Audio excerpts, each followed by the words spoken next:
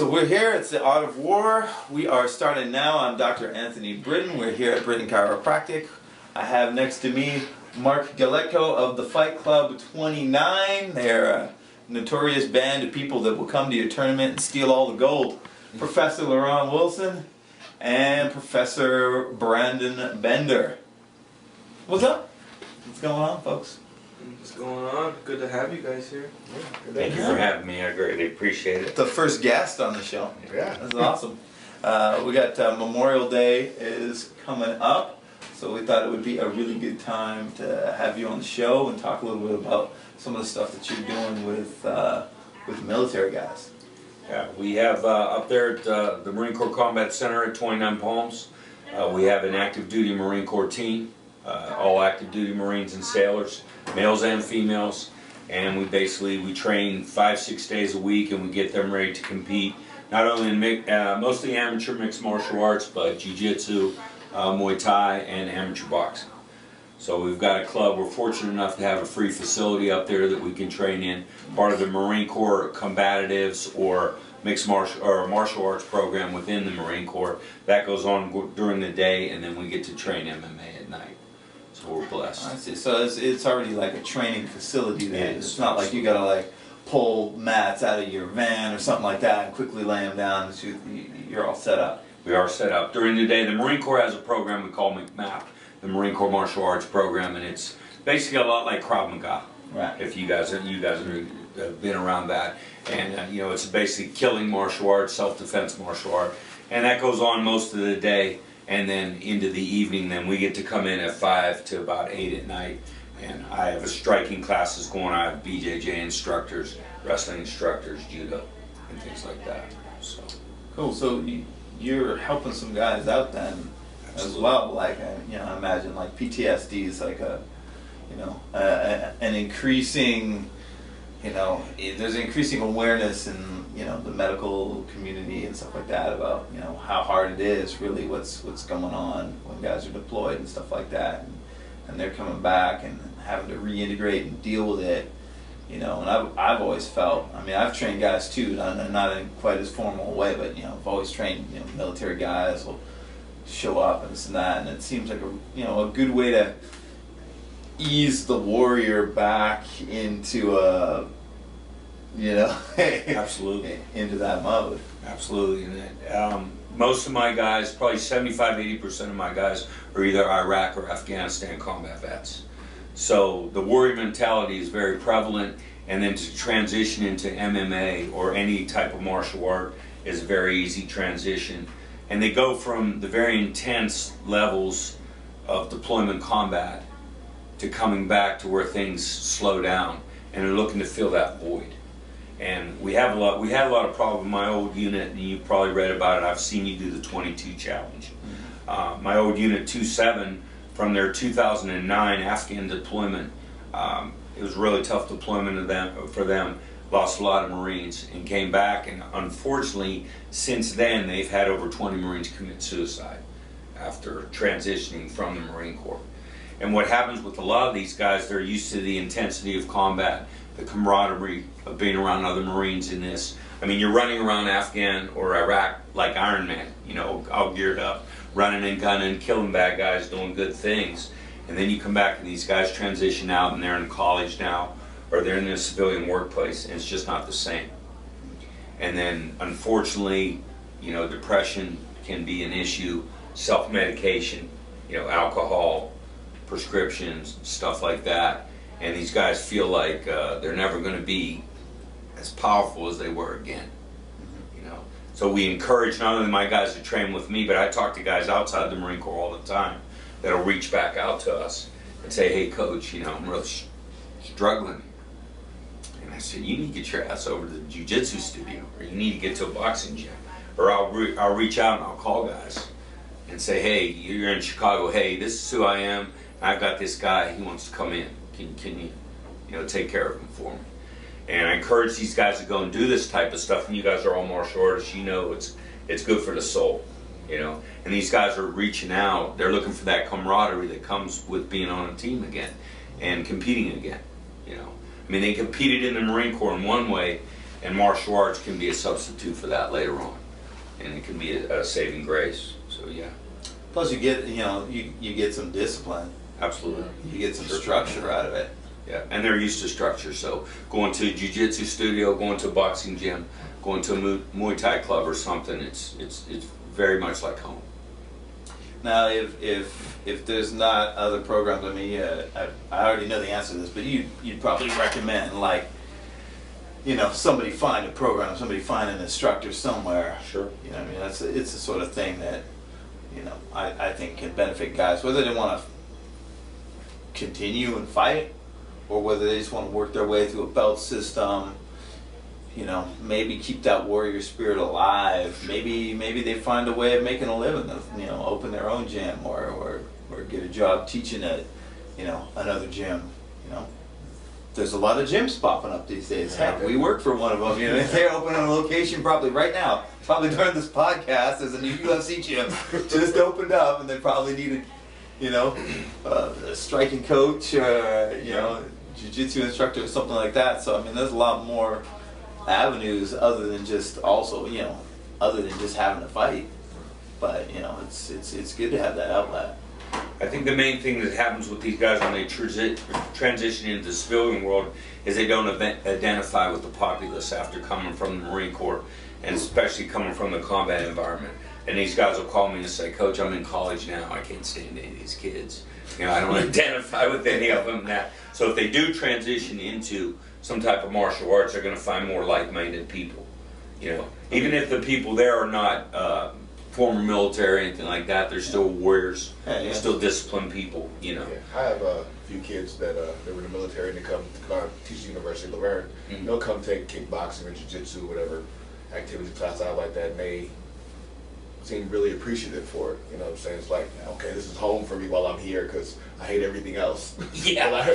but I can understand this. And they'll just hang out there when they have dead time. They'll come in there and hang out with us in another class. So I can see how it's appealing to them. Yeah, it's definitely, and I think that's where the whole suicide things come from, because these guys are transitioning to the civilian world and they feel like they don't belong there anymore, and then it leads to other counterproductive things, like alcohol abuse and things like that, rather than doing positive things like you guys do and we do. So. Cool. Wow.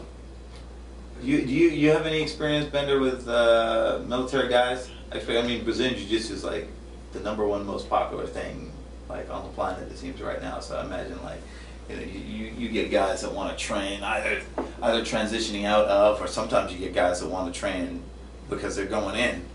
I get that a lot. I get guys going in and they kind of want to warrior up a little bit to get ready.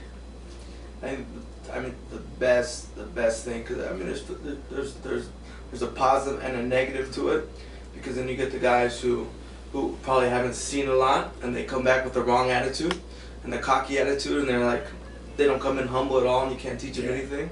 But then you come with the guys that maybe seen some stuff, and been through some stuff, and they're the best students, because they know what it's about. That's the majority of my guys. Just the 7th Marine Regiment, where we are, is one of the most forward combat deployed in Iraq and Afghanistan.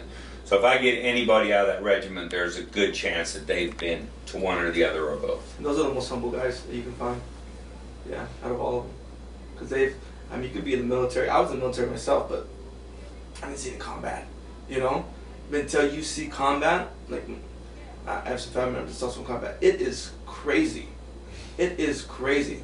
I remember my cousin brought home like a GoPro. He had it on his helmet. Just bullets flying everywhere. RP, and he put it on the screen and let us all watch it. But it is nuts.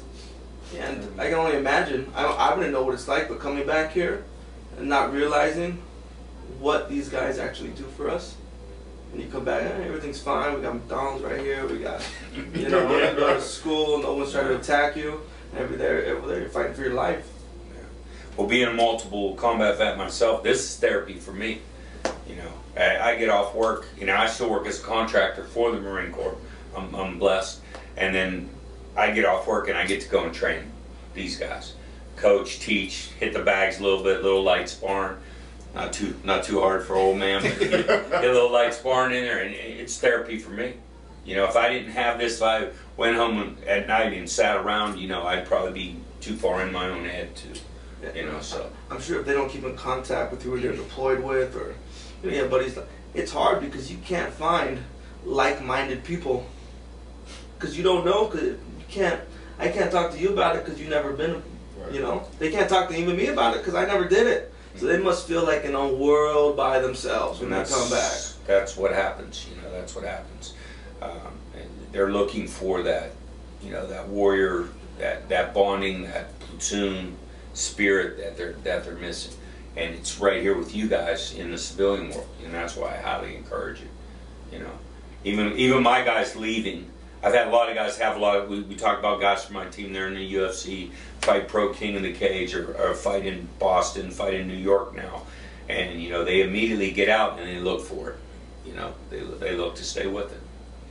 Because it's an extension of their service, I think. Yeah, well, I think, you know, I think it's a great thing in order to, you know, there's people in this world that have that warrior spirit in them. You know, and some people will express it this way, some people might express it that way. Some people maybe didn't know they had that warrior spirit in them, and then they got pulled up out of them because of some experience. You know, but to be able to have that martial arts vehicle to say, okay, you know, here is the appropriate outlet. Here's where we can explore that aspect of human culture that exists, where, you know, some people need to compete. Some people need to keep that edge going.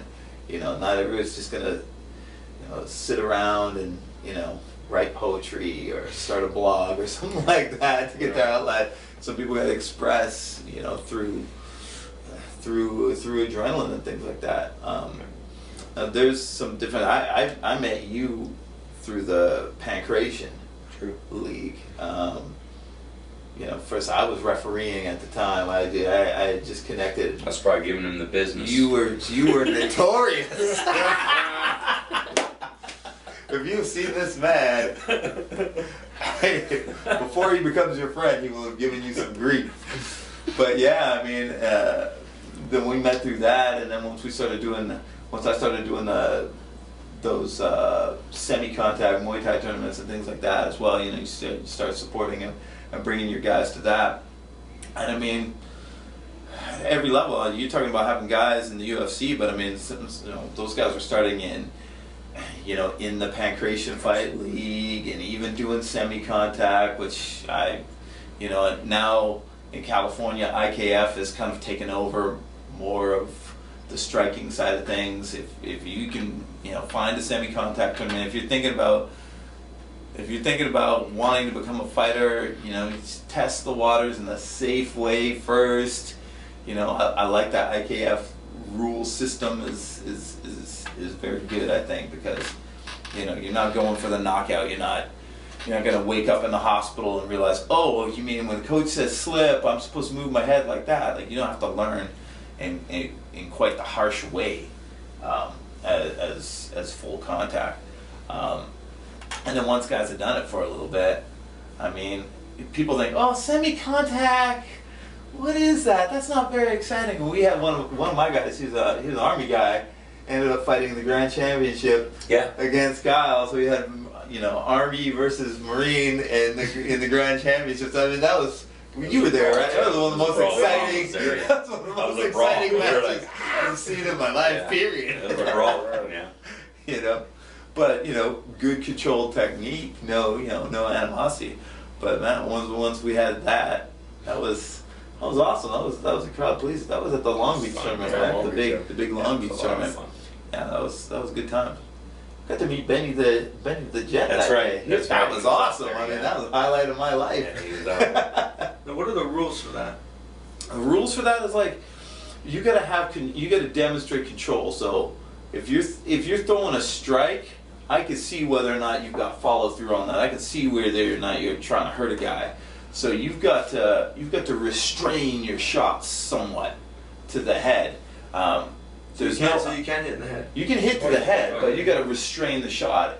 like, you know, if a guy misses and he's wild and off balance, if a guy's throwing nice clean shots that you could see, you know, had some retraction to them, then you can go ahead and you can throw those strikes. And if you're demonstrating, you know, if you're demonstrating violent intention to injure as judged by the 3 judges and the referee, you know, you're not fooling 3 expert martial artists as to whether or not you meant, I couldn't control my power. Well, if you can't control your power, then you're in the wrong place, you know. So yeah. So what happens when the guy throws, like, to say too hard of a shot? DQ'd?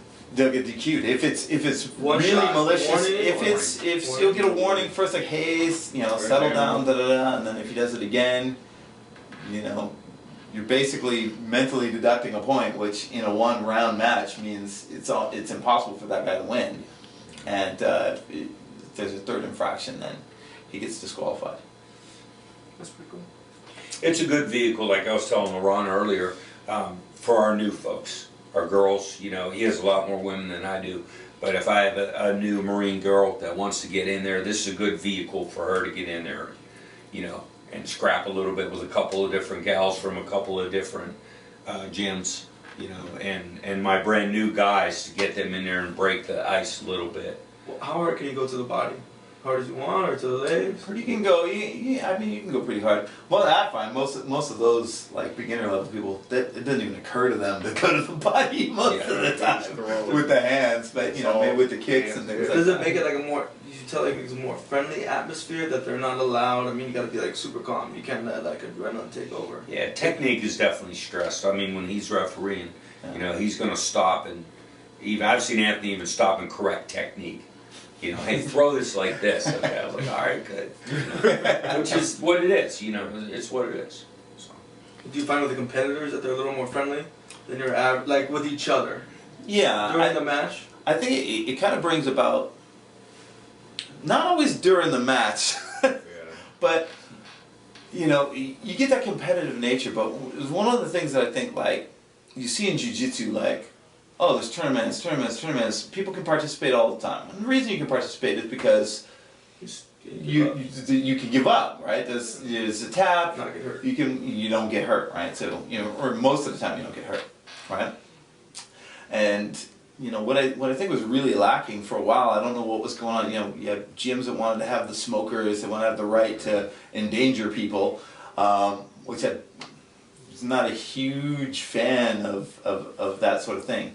Up in Canada, we always had the tournaments where you could do, you know, the semi-contact and kind of learn the ropes a little bit. You win enough of those tournaments, some promoter is going to have you on to do amateur full contact, and get in there and, you know, and do it kind of, you know, for real, where you do have the intention to injure each other. I like what you're saying, because when you first start out, if you're doing a lot of smokers and stuff like that, man, your chin can only last so much. You know, if you don't know how to move right, you know, you maybe want to have a long career, but those early years that you don't really take your time to do it right, they're going to come back and bite you. Yeah, you're paying a huge so this price for this those way is like mistakes. you're building, but you're still doing the real thing.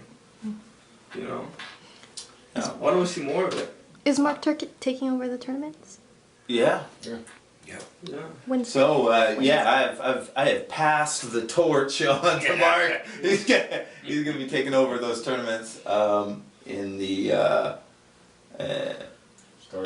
sport martial art SMA USA. Yeah. You can find those up. When's the next one that's coming up? They're going to do, well, the 4th obviously, and then there'll be another one in August. Long Beach. That's Long that's Beach. going to be what, the Surf City Open.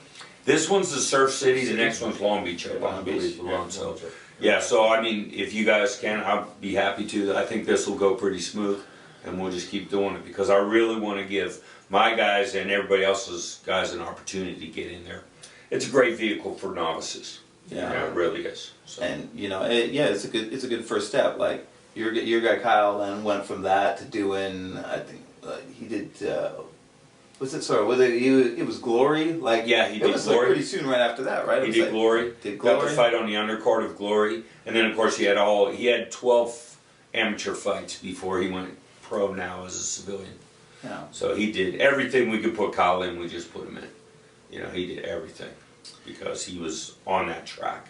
Yeah. We got one of my guys is now that he's graduated from that level to like now it's time to do Muay Thai. We're gonna be cornering him next week. Anthony, I think he's won like I don't know what 4 or 5 of those tournaments or something like that. So now he's ready to get in there and risk his safety. Yeah. Good luck. So how do people? How do you get involved in it? Where do you go? Because I know a lot of people don't even know about it. I know it's really there's like a disconnect here I've noticed between the full contact community and like that sport martial arts community. Like those tournaments are like sport karate tournaments, and so they have their own sanctioning, the Sport Martial Arts Association of America, SMAA USA, and in SoCal anyways, is usually the Orange County Open, the Surf City Open, and the Long Beach International, Yep, those which three. is legendary. It was originally Ed Parker's tournament, right. and Bruce Lee kind of made his mark by doing demonstrations at that tournament. So that's really the premier organization to get involved with. But IKF now is doing a lot more. So they're sanctioning a lot of these. A lot of smaller shows and things like that. IKF sanctioning the show that we're going to be involved with pretty soon. So IKF also check out their website. They list everything that they've got coming up that is sanctioned. And I believe they don't call it semi-contact. They call it point Muay Thai, but it's not point. It's not like you're scoring. It's not like point fighting in karate where I touched you 3 times. I'm the champion of the universe. Although oddly, those guys get paid for that. They have prize money in point fighting. So all you guys that hate on that, you might, you do your jiu-jitsu tournament, but learn to point fight karate, and you might be able to pay for your next jiu-jitsu tournament. Touche. Anything else coming up? Yeah, I think we got our guys supposed to be fighting out there 29 pounds in a couple of weeks. So Christian Rivera. He just lost a fight by submission last weekend, but he jumped back right on the back horse in there. I was like, okay, bro, thanks for telling me you're already signed up for a fight. But then Danny Gonzalez just won his fight, so first round armbar, so we come back for him. So All right. we got a lot of stuff coming up for our We'll gym. be keeping that 29 pounds connection then. Yeah. Yes. I'll come out and cheer you on. Cool. Yeah. So. Any last words for the folks for Memorial Day? No, I just want to thank you guys for having me, giving me this venue, talk about, our veterans, our guys to keep positive, and try to keep be a big advocate for martial arts for our veterans transitioning into the civilian world, or even, a lot of my guys are going to stay in the Marine Corps and they're going to go to another base or something, but they're going to continue to do this type of stuff, and pass the legacy on like you guys do, pass it down to the next generations and that. So, yeah, it's the shark syndrome. You got to keep swimming or you're going to sink to the bottom. So thank you very much. I greatly appreciate All right. it. Cool. Thank you. All right. All right, that's it. Art of War's out. I fight the enemy with